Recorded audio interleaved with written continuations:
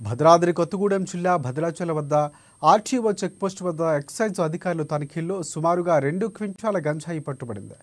ఒరిస్సా నుంచి మహారాష్ట్రకు కారులో అక్రమంగా తరలిస్తున్న 2 క్వింటాల 10 కేజీల గంజాయిని భద్రాచలం ఎక్సైజ్ సర్కిల్ ఇన్స్పెక్టర్ రహీమున్నిషా అలాగే ఎస్ఐ అల్లూరి సీతారామరాజు సిబ్బంది స్వాధీనం చేసుకున్నారు.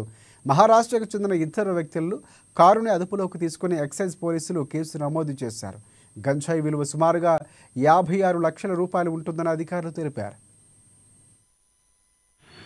రూట్ వాచ్ చేస్తుండగా సుమారు 3 గంటల ప్రాంతంలో ఆర్టీఏ చెక్పోస్ట్ భద్రాచలం వద్ద ఒక car Toyota Glanza fake number తోటి చుట్టా గమనించారు. సుమారు దాన్ని చెక్ చేస్తే 210 కిలోల గాంజా దొరికింది. అందులో 2 ముద్దాయిలు దొరికినారు. ఈ 2 ముద్దాయిలు కూడా మహారాష్ట్రకు చెందినవారు. పండరినాథ్ ఒకతను, దత్తాత్రేయ వాంగ్మారే రెండో ఒక వ్యక్తి. ఇంకా 3వ వ్యక్తి కోసం మేము గాలింపు చర్యలు చేపట్టినాము. ఇందులో ఇంకా ఎవరెవరు ఉన్నారో వాళ్ళందరి గురించి కూడా ఇన్వెస్టిగేషన్ జరుగుతూ ఉంది. ఇందులో 2 సెల్ ఫోన్లు సీజ్ చేసినాము. ఈ యొక్క గాంజా వర్త్ 56 లక్షల రూపాయలు ఉంటుంది. ఈ సందర్భంగా